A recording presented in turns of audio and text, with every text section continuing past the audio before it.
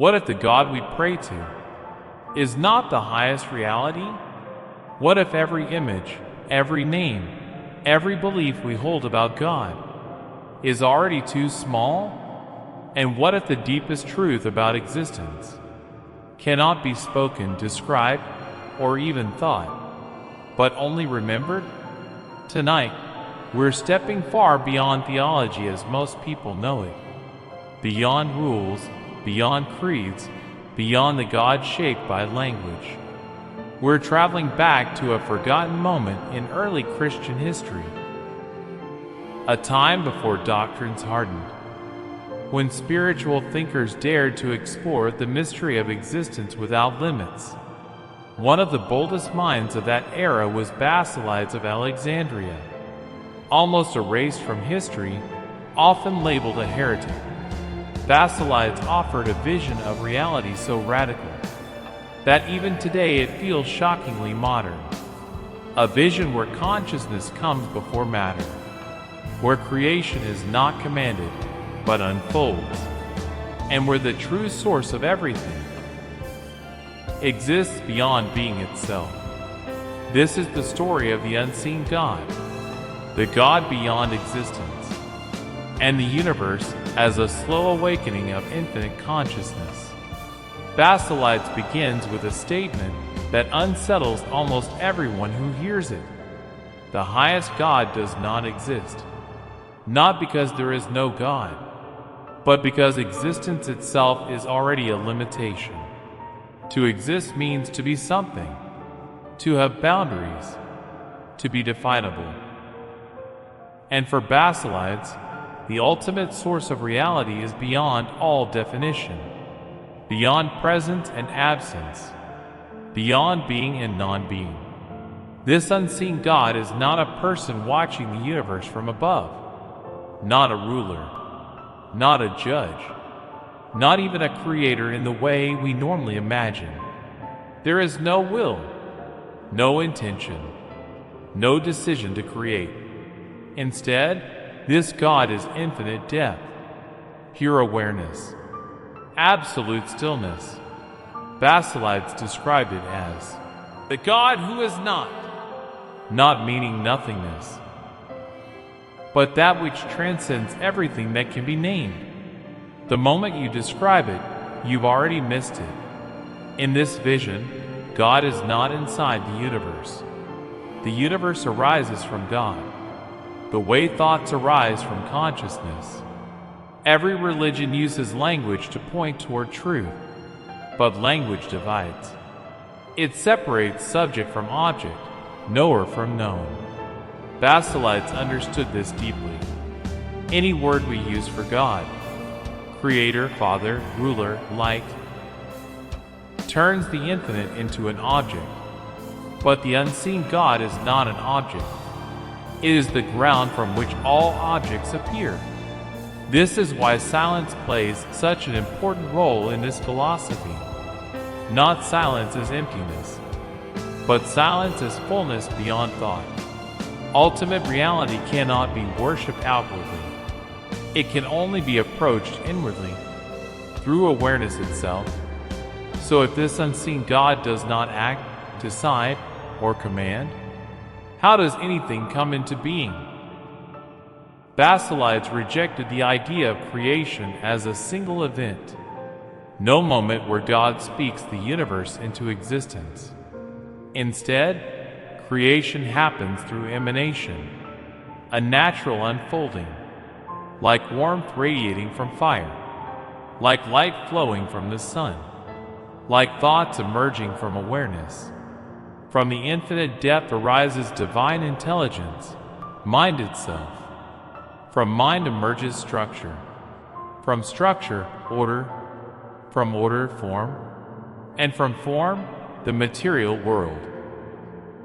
Each level is not worse than the one before it, only denser, more defined, more fragmented, more distant from pure awareness. The universe is not built like a machine. It unfolds like consciousness exploring its own possibilities. In this worldview, matter is not primary. Consciousness is what we call physical reality. Is consciousness slowed down, condensed, and layered? This idea feels surprisingly close to modern theories, from non-dual philosophy to consciousness-first interpretations of physics. Reality is not dead matter animated by mind. Reality is mind taking shape.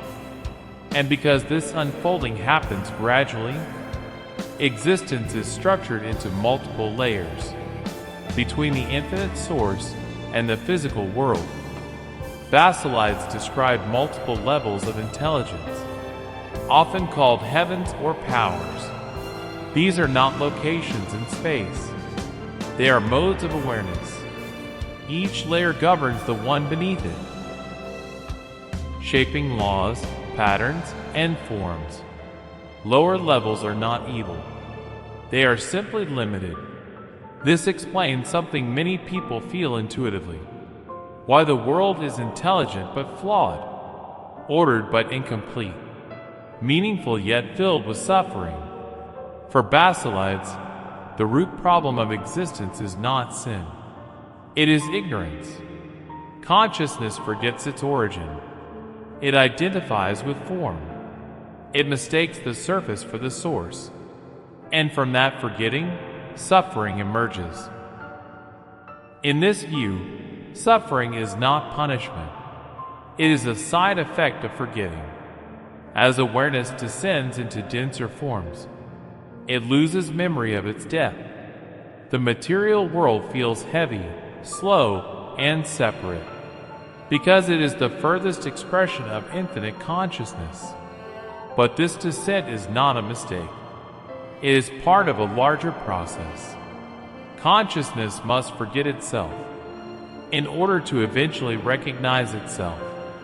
The universe becomes a classroom for awareness, a place where remembering can occur. Among all expressions of consciousness, human beings occupy a critical position. According to Basilides, the human soul carries a trace, a spark of the unseen God. Not belief, not doctrine, not morality, but memory. A quiet, dormant awareness of infinite depth. This is why external worship alone can never satisfy. The soul is not seeking rules. It is seeking recognition. Salvation in this system is not about forgiveness. It is about awakening. Basilides called this awakening gnosis, direct knowing, not intellectual knowledge, not belief systems, but immediate awareness. Gnosis happens when consciousness turns inward and recognizes its own source. There is no drama, no fireworks, just a subtle shift in identity, the realization that what you truly are was never confined to form. You were never separate. You only forgot. This philosophy does not reject the world. It does not demand withdrawal or denial. The goal is not to escape reality, but to see through it, to live in form, without being trapped by form. As awareness awakens within individuals, something remarkable happens. The universe begins to recognize itself. This may be Basilides' most profound insight. The universe is not static. It is evolving toward awareness. Every moment of clarity, every act of insight, is infinite consciousness glimpsing itself through finite minds. The unseen God does not intervene from outside history. It awakens from within experience, through you, through awareness itself. In this sense, humanity is not separate from the divine process. It is the point where remembering becomes possible. The ultimate movement of reality is not descent, but return. Not a return in time, a return in awareness. Nothing travels anywhere. Nothing escapes. The shift happens internally. when consciousness remembers its depth, the journey completes itself. Basilides challenges nearly everything we assume. God is not a being among beings, but the ground of awareness itself. Creation is not a command, but an unfolding, and the soul is not trapped in matter, but carrying divine remembrance. To awaken is not to become something new, but to remember what has always been. The unseen God does not demand belief. It requires no image. It waits for no ritual. It reveals itself the moment awareness turns inward and recognizes its own depth. And if something in this journey feels familiar, if it resonates quietly rather than loudly, that may not be coincidence. It may be memory, and the remembering may already be underway. If this exploration stirred something deeper in you, stay close. There is much more to uncover. And remember, the mystery was never outside you. It has always been the awareness, listening right now.